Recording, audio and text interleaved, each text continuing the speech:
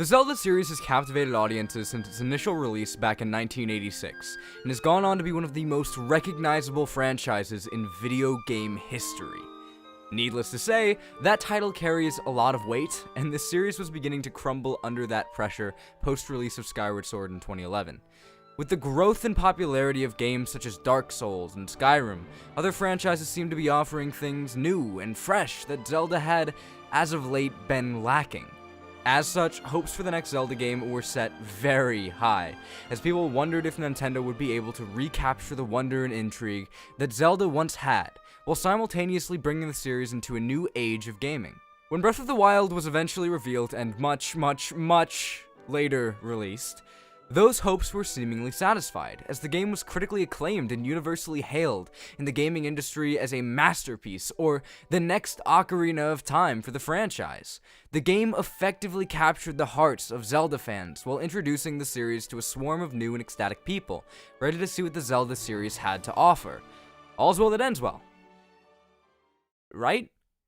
Well, while the love for Breath of the Wild was unyielding and overwhelming, there was a slowly growing unrest in the Zelda fanbase creeping over the horizon. As the game grew older, dissatisfied Zelda fans began speaking out about Breath of the Wild's quality, but not in a usual fashion. While there were certainly many videos arguing about the general quality of the game, the more prevalent group was presenting an entirely different perspective.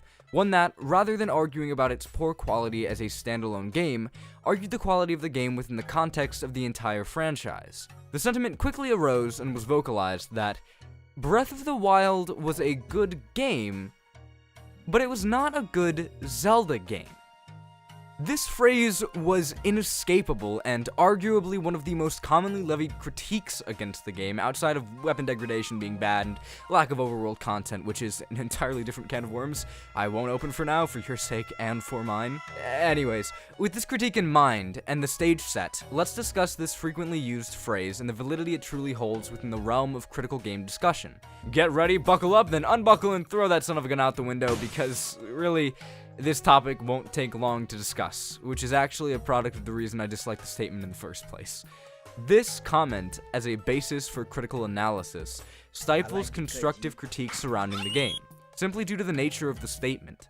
The entirety of this question is based in subjectivity.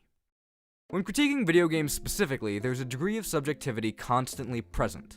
It's impossible to remove all forms of bias, and especially within discussions and reviews, the very idea of removing subjectivity eliminates much of the purpose, as it goes from being a discussion or review to a simple information dump. But that is not to diminish the value behind objectivity when looking at a piece of media. Just like a show or a movie, critiques on a game can be heavily focused on objective and discernible design decisions, or, more specifically and widely discussed within the realm of video games, game functions, and how those decisions and functions factor into an experience overall. While the assessment of those objective facts is entirely subjective and personal in nature, the basis for the discussion is not, as it relies on evidence and context that can very clearly be seen and noted in-game. For example, if someone says that Breath of the Wild combat isn't how I wanted it to be, that, as an isolated topic of discussion without any follow-ups, is quite bare bones and won't go anywhere, especially if the person can't cite specifics as to why. However, if that person does cite specific game design decisions and functions, such as a lack of varied enemies and weapon degradation, the discussion suddenly becomes much more critical and in-depth, as there is a specific design decision at the core of that discussion, rather than a personal belief and not much else. With that explained, we can move on to something much more important. To understand why this statement removes objectivity from the equation, we need to look at this question specifically. What makes Zelda Zelda? When you think of a Zelda game, what factors come to mind? How do you, as an individual, view the Zelda series as a whole, and which elements give off the most Zelda vibe when applied to a game? I understand that this question can be a bit difficult to answer for some, so while you think on that, let's head over to this video by Ingenious Clown Gaming.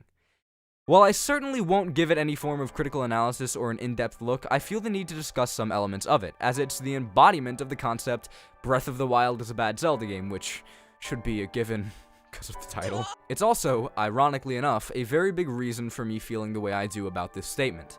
So, while you think of your own list of Zelda musts, let's take a gander at what this person specifically feels about the key components of the Zelda franchise. This video brings up plenty of aspects that Breath of the Wild supposedly underplays, or more accurately tackles differently from the norm. He speaks about items and intricate dungeon designs, all of which are aspects of Zelda that I doubt anybody would argue are unimportant. He also complains about the Master Sword having weapon degradation in a way I found rather unpleasant. Maybe that's just me. I know that doesn't really have to do with the topic at hand. I'm sorry, but I just had to get it out there. It's been on my mind for a while now. It's been bugging me, so anyhow. A single aspect of this video changed my viewpoint entirely. Minigames. Okay, well, more specifically the piece of heart section and how it portrays minigames as, at the very least, an important aspect of the Zelda franchise. A whole section because Breath of the Wild doesn't have pieces of heart? Well, yeah, but it's about more than just the fact that they're missing. It's about what their absence represents and how it manifests itself in the game's world. In Breath of the Wild, this idea is completely superseded by the shrine puzzles and spirit orbs that you get at the end of each one. Here, the only way to get a spirit orb is to complete a shrine. Period. That's it. What all this means is that Breath of the Wild's minigames are, for the most part, completely inconsequential. At least the very few that exist. Your reward for these minigames are usually just more rupees. No upgraded bomb bag, no upgraded quiver, and no pieces of heart. So why play them unless you need a little extra cash? Unpacking this statement reveals that his anger about the absence of pieces of heart comes more so from a desire for varied activities to obtain spirit orbs. One of those varied activities being minigames. Ignoring the fact that shrines contain varied activities, many of which act as minigames in every fashion, the idea that minigames in the overworld were de-emphasized and reduced to simple rupee grinding games was disheartening for him. This genuinely shocked me, because even though I know of and acknowledge the existence of minigames in Zelda, this has never been an important factor for me. I've always viewed minigames as a means to an end, nothing more and nothing less. So when they were heavily de-emphasized in Breath of the Wild in favor of shrines, I rather enjoyed the change. Yet someone portrayed them as an integral part of the Zelda formula, one that makes pieces of hearts work as well as they do. This was when I realized how inconsistent the core aspects of Zelda were, not from game to game, but from person to person.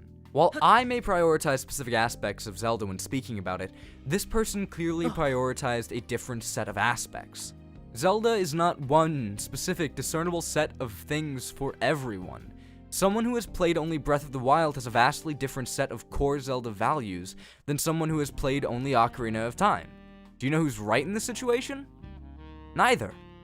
So, let's go back to this question that I posed earlier. What makes Zelda, Zelda? The only correct answer to that question is, who knows? Because the only constant in this scenario is that there is no consistency, ironically enough. Now hold on. Just earlier I said, he speaks about items and intricate dungeon designs, all of which are aspects of Zelda that I doubt anybody would argue are unimportant. So, what about the majority? If the majority of Zelda fans think a core feature is important, then wouldn't that pseudo-solidify that aspect into the very core concept of what Zelda is? For example, what's Sonic without his speed? Why is Sonic Labyrinth, a game where Sonic is actively made to go slow, a bad Sonic game for a lot of people? Well, ignoring the fact that Sonic Labyrinth is just a bad game in general, and that's why people hate it, this does seem to give some validity to the idea that the majority plays a key role in what aspects are considered the core of a series. While I'm not a large fan of using this ideology in a real critical analysis, as it's essentially placing the subjective opinion of one group over another for the simple reason of, we're larger in number, sucks to be you, I'll at the very least give it a bit of credit and discuss it as well. So, let's assume for the moment that the majority of Zelda fans think that the core aspects of Zelda are as follows: dungeons and items. Yes, this is a very limited list, but it's just meant to get the point across.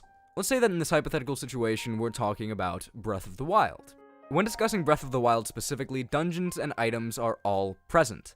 The divine beasts and shrines act as dungeons, while the runes act as items. I don't think anybody would argue otherwise. Then the discussion becomes about not a lack of these core aspects, but about the extent they're used and how they should be employed as a gameplay mechanic. This, obviously, is entirely subjective. Even if we somehow solidify a core set of key Zelda features by using the majority as an anchor point, we then return to another crossroad, where both turns are entirely opinionated once again. This time a bit more specified, sure, but still subjective Zelda values nonetheless. The deeper we dive into this, the more diluted and specified the questions become, and the majority rule becomes less and less effective as opinions begin to divulge, eventually returning to the same issue we initially started with, this time with a bit more opposition and most likely more shouting than before. So, is Breath of the Wild a good Zelda game? Yes and no, because nobody is right and nobody is wrong. The very basis for the discussion is subjective and, as such, has no definitive answer. Zelda is whatever game has the name Zelda plastered onto it. Zelda is whatever you experienced first and fell in love with, and because of that, the statement Breath of the Wild is a good game, but not a good Zelda game, holds no real value in a critical discussion. But that's not to say that your concerns aren't warranted. That's not to say the idea of what Zelda can and, in your opinion, should do in the future is not worth discussing. Discussions based entirely in subjectivity are worth having without a doubt, and are often quite fun and fulfilling amongst friends and fellow fans.